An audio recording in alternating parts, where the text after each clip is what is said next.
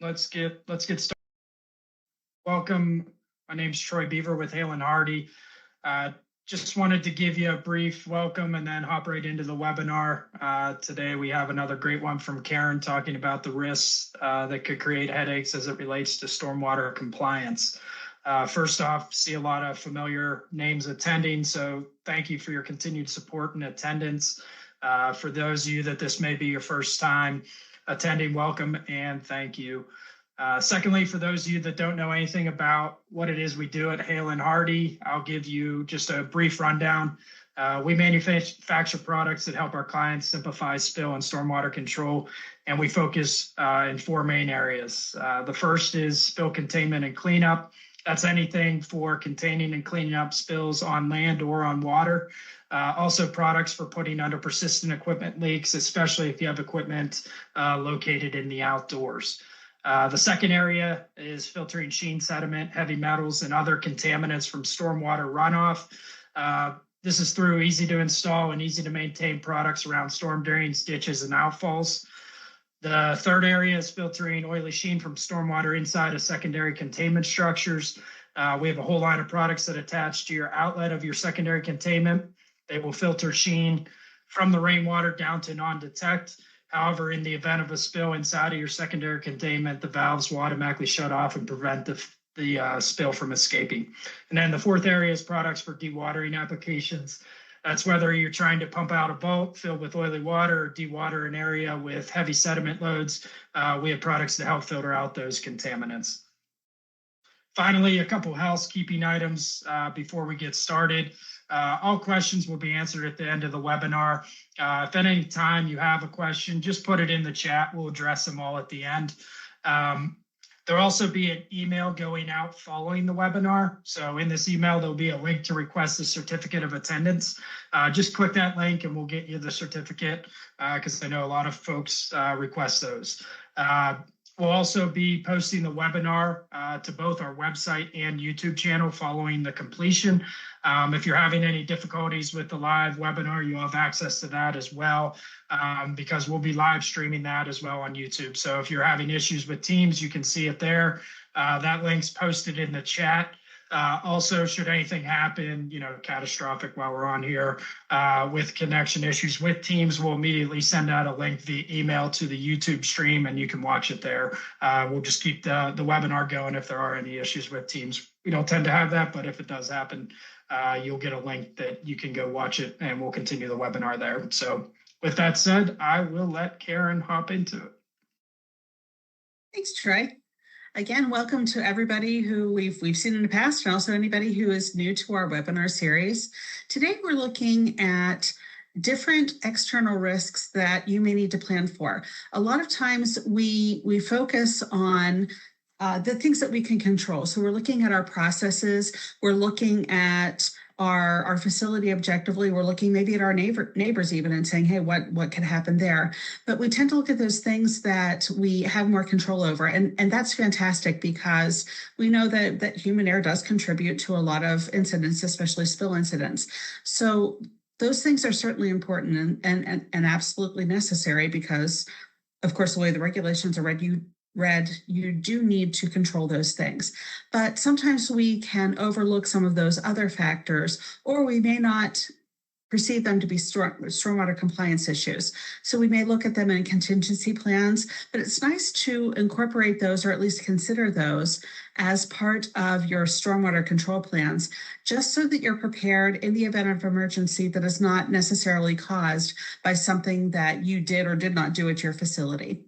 So we're going to look at ways to recognize those and also, of course, look at ways you can prepare for those to help give you a head start or the kickstart to put those into your plans and start preparing for them now. So the first one is customer and supplier vehicles. So these would be people who are visiting your facility. They could be clients, they could be customers, they could be suppliers, they could be maintenance professionals, they could be a lot of utilities, there could be a lot of different things that are coming onto your facility and they have a right to be there. They're not trespassing or anything, but these people and their vehicles and the things that they bring onto your facility could cause stormwater problems for you. So in the picture that I have here, this was taken locally, and this is a contractor who came to do a wash down of the building. And you can see he's set up there, he's got his little cones out. But as you look at the water that's coming away from the wash down operations, they're not collecting that wash water. So in the forefront of the picture, if you look at the very bottom of it, you can see that a lot of sediment has come out. And actually, if you look closely, a little bit above that sediment, something happened with the hydraulic system and the trailer that he had, and he's got a small sheen coming down too. What you don't see in the picture, I wish I would have angled it a little bit differently, is that right beyond the puddle that he's formed here is a storm drain that goes to the local sewer system. So this is something that could cause problems for you, because of course, when people get a hold of that and they see, oh, there's a sheen, oh, that looks like a mess, do they blame the contractor? Often no. They're going to look at that bigger picture, that facility, and perceive them to have done that damage. So recognize that when people are visiting our facilities, when people do come onto our parking lots and do come into our areas, that they I don't want to say they're a liability, but they can make you vulnerable to stormwater issues. And really, at the end of the day, when that gets into the drain, again, that's going to be perceived as pollution from your facility, as pollution from your site. So take a look at ways we can help control that. Some of the things that we can do there is to be prepared. So for this, in this situation where the supplier had that hydraulic leak, wasn't prepared for it, what can we do to prepare for it? Can we have spill kits in place? Where do we want to place them? We want to place them in areas where they're easily accessible. Security is a great point for that, especially if you have a security team that is going through the facility or looking around the facility on a regular basis. Hop one with security, make sure that they've got one in their vehicles so that they can help you confine a spill quickly until you can get your personnel out to clean it. Put them throughout the yards. So if you've got large storage areas outdoors or large parking areas, where are places that you could put those centrally so that they're going to be available to anybody who might need them if they do have an emergency? Of course, storage areas, anywhere that you're looking for fluids that could pour a pond. Spill kits are fantastic. There are all different sorts of them. There are very small ones, very large ones. There are weatherproof ones. There's really not a good reason not to have a kit where you might need it. Other things that you can do is proactively guard your storm drains in those areas, especially where customers park. When I go to grocery stores and different stores in the area, I know that the regulations are a little different for places where the public is parking, but it's almost impossible to not see a parking lot in a store that doesn't have some kind of sheen running to a storm drain every time it rains. So there are things that we can do as facilities to be responsible and prepare for those things at a very low cost and with very low maintenance, to make sure that we're not contributing to that and we're not perceived as being contributing to a pollution problem. The second one is to look at your neighbors, anybody who may cause a stormwater problem for you or may even simply cause an emergency for you. Are there any facilities that could impact your retention ponds? Are there any facilities that could cause your facility not to be accessible? I worked for a company that was next door to a dry cleaning facility, and the dry cleaner didn't have a lot of space indoors, so they stored all of their chemicals outdoors. And they kind of looked like this picture. They had drums, they had totes, they had everything stored outside. And the worst part was it was right by their loading docks. So the potential for those materials to be impacted was really great. And unfortunately, they were located right near a wetland and were located right along a facility where the ditch line ran pretty deep. And that was also the communal storm line that took all of the stormwater out of the industrial park. So that was a vulnerability because if that would be impacted, it would have impacted the retention ponds for our facility, and it could have also destroyed that wetland that was a habitat for a lot of small game animals. So that neighbor was not necessarily a great neighbor in the fact that they chose to store this outside. They didn't have containment, and they weren't doing the things that they did. So some of the things that we did to prepare in that instance, and some things that you could do to prepare, is to make sure that you've done all that you can at your facility. Do you have adequate lighting? Do you have cameras, fencing, monitors? Are your retention ponds guarded? Are there ways that you can secure the things that are yours to prevent that neighbor's problems from becoming your problems? Beyond you just being a good neighbor and asking them if they need help with containment. That could be another avenue to pursue as well. But there are a lot of things that you can do to safeguard those areas that are external to your facility, all those outdoor storage areas, all those things that you're doing proactively to prevent pollution. Make sure that there isn't a way for your neighbor's pollution to get into your system and cause you problems. The third one is to look at any nearby construction. Is there something that is happening with the construction that could send spikes in your samples? So this might be, especially looking at this picture, this is, of course, a construction site right along a water body, and they've got a little bit of a fence up, but is that going to be enough to, if one of your pollutants of concern is sediment, and they're taking a downstream sample, and this construction is going by, hopefully the any kind of a regulator would say, well, it's probably the construction site and not you. But is there something that could cause any samples for you to spike? Is there something that's going to cause your retention ponds to become full of sediment? Is there anything at this site that could cause heavy metal pollution for you? There are a lot of different things that happen with construction sites that can impact us, especially if we're downstream from anything that's happening above us. So look at those things and determine whether or not they could potentially impact anything, especially as you're doing sampling for your facility. If you suddenly have spikes and you haven't changed anything in your process, could that be contributing to it? Look for those things and look for those answers, especially if you do see variances in what you're doing. So other things that you can do to prepare is to make sure that you're keeping good records.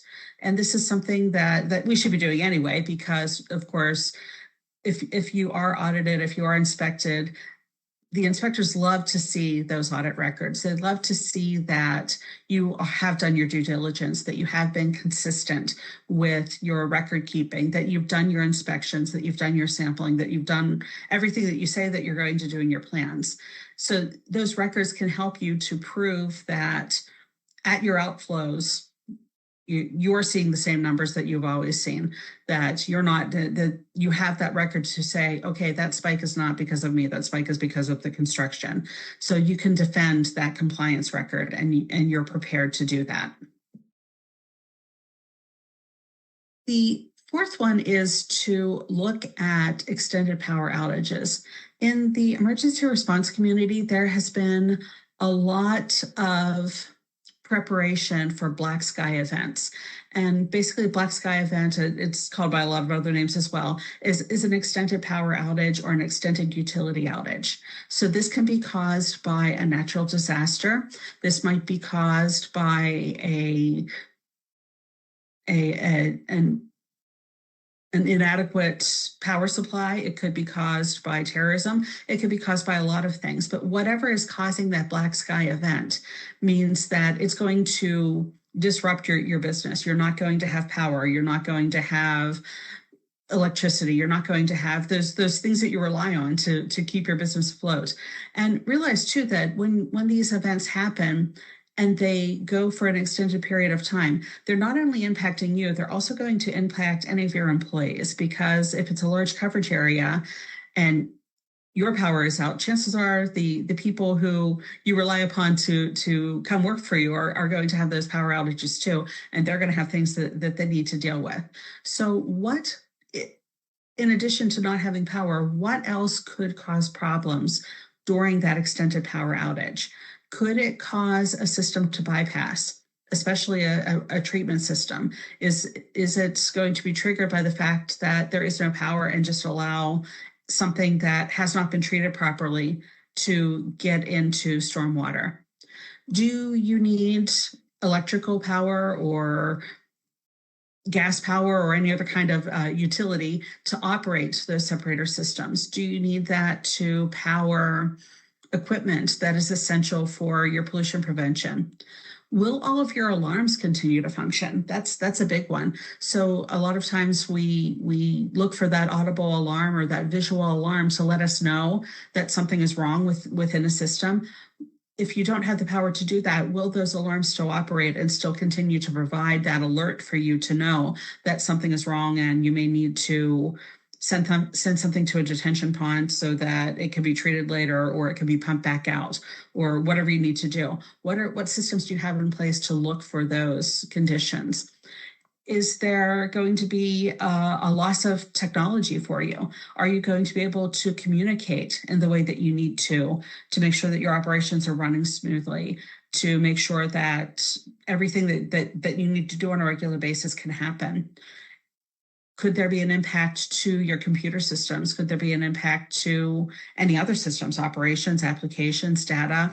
Look at those things. Look at what that outage could do to you, not just from the point of an inconvenience, but all of those operational things that you rely upon power for. How will they be impacted if you do have that extended power outage event? And we have seen them. We've seen them from natural disasters in our country, and we see them really all over the world as well. And it's not just that inconvenience of a couple of hours where you need to entertain yourself. These can be days or even months that these things go on. And again, they can be through no fault of our own, but they are things that we should consider within our stormwater planning if that power outage could cause a loss of containment, a loss of filtration, a loss of whatever that could cause pollution. Because even if it isn't our fault, we would still have to report that and deal with the consequences of it. So the ways that you can prepare, consider whether or not your facility would benefit from backup power generators. Would it be prudent to create a detention pond or to have some other form of backup, maybe tanks or portable containment totes, something that you could use in the event that, especially if you're treating a lot of water or you're removing sediment or some kind of a pollutant from the water? Is there a way that if the system bypasses, it goes to a defined area so that it's not being released into the environment, and you can get back to it later when you have the power and the capabilities to treat that properly as you would on a normal basis? The fifth one is, I kind of already mentioned it with the black sky events, is natural disasters. And unfortunately, these are still happening more frequently than they did 10 years ago. It seems like every day in the news, we're hearing somebody who's had flooding or hurricanes or tornadoes, earthquakes, and even wildfires are still causing problems throughout different areas. So what are the natural disasters that can occur in your area? I know in our area, flooding is a big one. We've even seen a few tornadoes. We don't really get a lot of hurricanes up here, and earthquakes they've happened in the past 10 years, but they aren't a big thing for us. But what are those things in your particular area? In the West, in California, it's probably wildfires more so than flooding, although they do get that as well. But what are the things that are going to cause you problems? What do you need to focus on, particularly for your facility? And it's going to be different. And that's something that if you're managing environmental programs at a corporate level, make sure that the plans reflect each individual facility's potential for natural disasters. That's something that, as I've traveled in the past 30 years, I've seen corporate environmental health and safety departments put out a corporate plan and try to make it work for each of their facilities in different regions. And their theory is that, oh, well, the facilities are the same. We're making widgets at all 5 facilities, so we make widgets the same way. Everything should be the same, but that isn't always the case. So look at what might be different for each of those facilities and how your corporate plan, it may be a base plan, but how does it need to vary to accommodate each of the needs within different regions of a facility of the country or even the world. So what impacts will these natural disasters have? If your production area is flooded, what is that going to mean for you? Are you going to need to contain that water and treat it, where maybe you wouldn't have to do that on a regular basis? Are those floodwaters going to contaminate your processes? Floodwaters carry a lot of nasty things in them. They can carry a lot of biological problems. They can carry a lot of chemicals. They can carry a lot of nasty stuff with them that could cause problems for your facility, and are definitely going to be things that you will want to look at before you're releasing, and to make sure that you're able to keep track of your pollutants versus what's being brought in by the floodwaters. Natural disasters, especially flooding, can move products and equipment and tanks and a lot of different things several miles away. I think I've mentioned before, we had flooding in our area, and there was a company that had just purchased another company and hadn't had time to clear their yards out yet. And because of that, several drums that weren't properly closed managed to get into a local stream that had overflown and caused a lot of problems for them. And they had a considerable cleanup cost because of that. And of course, for your natural disasters, just like that extended power outage, look for bypass. What could be bypassed within your processes or your systems, or even your routine operations? If you're looking at facilities that are remote, how can these things impact them? Are they going to cause problems for you? Can they overwhelm your retention ponds? That's a big one, especially when you look at hurricanes, tornadoes, and flooding. Normally a wildfire isn't going to overwhelm that retention pond, but those high water events, are they going to cause your retention pond to overflow? Could that cause bypass? Could there be damage to your buildings because of any kind of a natural disaster? What are those things that can happen, and what are they going to do? How are they going to impact your ability to maintain your pollution prevention efforts? Ways you can prepare. They're again, depending upon the type of emergency that you're looking at, there can be a lot of different things that you can do to prepare your facility for that eventuality. So you could put in perimeters and make sure that your outdoor storage areas are within those perimeters. Are there ways to provide containment in those storage areas for containers or for equipment or for other things that are valuable to your operations? By doing that, you're able to at least typically keep those within an area. Now, of course, if you have a substantial flood that's 30 feet high, those things can still get swept away. But in a minor flooding situation or in a minor tornado or hurricane situation, those perimeters that you create may be able to ensure that your property stays within your property. May be damaged, it may take you a little while to recover it, but those are things that can help you to at least manage those better and help ensure that you're not going to have the loss of them.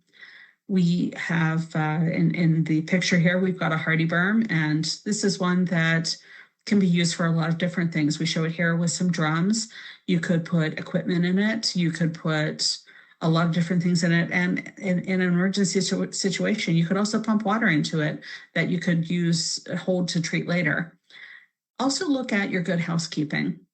What are you storing outside that could be stored inside, that could be stored in a better way, that maybe needs to be dealt with in a different way, so that if a storm hits, if whatever that disaster hits, it's not going to impact those things that are stored outside. Also look at, I know from time to time you see facilities and they've got a lot of things that, okay, we're not sure we want to get rid of it yet. We're going to keep it outside just because we don't have another place for it. Guess what? Those are the things that are impacted when natural disasters hit. Are there ways that we can get rid of them or have some different kind of storage for them so that when those natural disasters hit, they're not going to impact them? And also look for any needs for spill kits. I know I talk about spill kits a lot, but they are a great way to help you be prepared, especially if you do have to store things outside.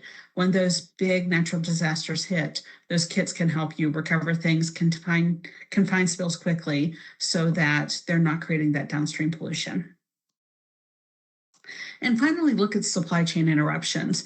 This is one that a lot of CEOs will consider. This is something that we tend to think of when we're looking at our general productions, but our supply chains, something that you need to look at from an operational standpoint for pollution prevention. If something happens to your supply chain, are there things that you rely on for pollution prevention that you may not be able to get? Are there things that if you don't have could cause a bypass, could cause you to fail an inspection, could cause you to miss an inspection cycle? What are the things that you may, especially with the way people are doing just-in-time deliveries now. And those are fantastic because when everything works perfectly, it means you don't have to store a lot of things. But is that going to impact your ability to prevent the pollution that you need to prevent? So what is that supply chain interruption going to do for you? Not just from a corporate standpoint with being able to supply your goods and services, but also from your pollution prevention efforts. Is there a way that you can have a backup? Do you have other local resources that could help you when there is an emergency?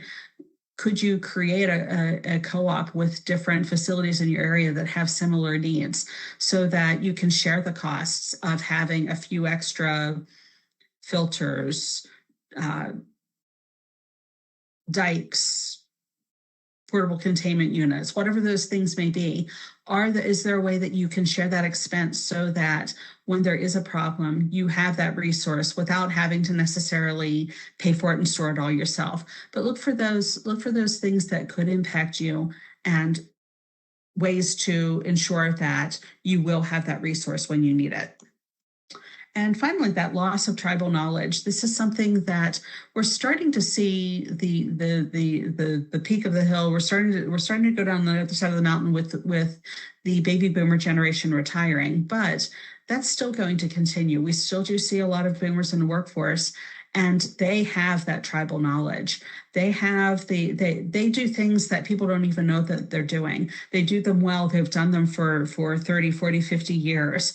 And if we don't capture that knowledge, that can sometimes cause us problems. So how are we transferring that knowledge? Are we documenting the things that they do every day? And the time to do that is not when they announce their retirement. This is something that we should be looking at 3, 4, or even 5 years before people have the potential to retire. What do they know, and how can we make sure that the next person who takes their position is going to be able to do it in the way that they do it so that we don't have those compliance problems? Oh, we didn't know that Brian always did this before he left every day. We didn't know that Sam took care of that. We didn't know that the quiet things that were happening that may or may not have been in plans, may or may not have ever been stated, but they're just something that somebody always did that helped keep your facility in compliance, that helped you to prevent that pollution or prevent that spike in your sample, whatever it may be. What do those people know that we need to pass on to those different generations? A great way to do that is to have those people involved in your training sessions, especially for any new hires. When you're onboarding people, have those seasoned professionals as their mentors. Document their processes. Ask them to keep notes for a day. put a GoPro on them and just track what they're doing so that you see, oh, wait a minute, I don't know what Joe's doing here. I'm going to ask him so that we can capture that so that the next person knows what they're doing. Just those little things that can help us to capture that knowledge and prepare for the eventual time when those people are going to retire, or maybe they leave, they go to another job, whatever that happens to be. Be prepared for it now so that everyone is on the same page with knowing what needs to be done to prevent that pollution from leaving your facility.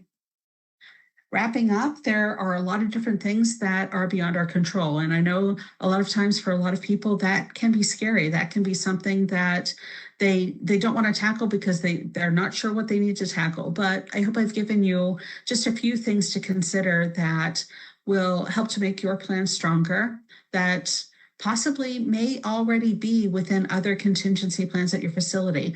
Look for ways that if they are there, you can incorporate them. If not, bring them to someone's notice or form a committee to help people understand that these things can impact your stormwater compliance. And they are things that need to be done to help improve those plans so that when these things that are beyond your control happen, you're prepared, you're ready to go, you have a plan in place to take care of them.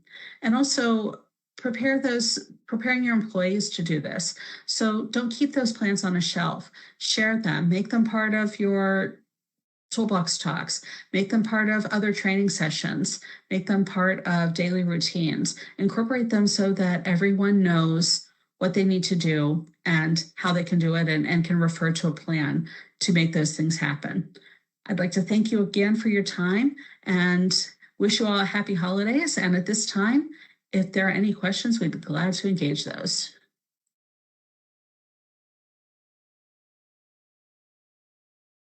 Awesome. Thank you, Karen. That was amazing as always. Yeah, she stated any questions, go ahead and throw them in the chat. If you want to throw up the next slide, Karen. Sure. Also, we can, if there's something you think of after the fact, feel free to reach out to Karen or myself or Mike. If you're dealing with one of us already directly. If not, feel free to reach out to either of us, and we're happy to answer any questions. As I mentioned before with the housekeeping items, certificate of attendance, you will get an email following this. We will have a link in that email that you can just click on, request your certificate of attendance, and we will be sure to get that out to you. And again, we'll have a follow-up email with links to the recording of the webinar. So you'll have access to that if you want to share it or rewatch it or whatever it may be.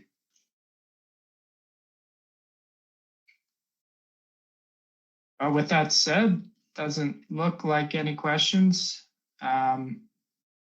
So again, thank you everyone for attending. Thank you, Karen, for putting this together. Another great one, and look forward to the new year, and we'll have some more webinars coming out in the new year. So we'll keep everyone posted on those as well. And thank you for attending. And as Karen said, Merry Christmas, Happy Holidays coming up.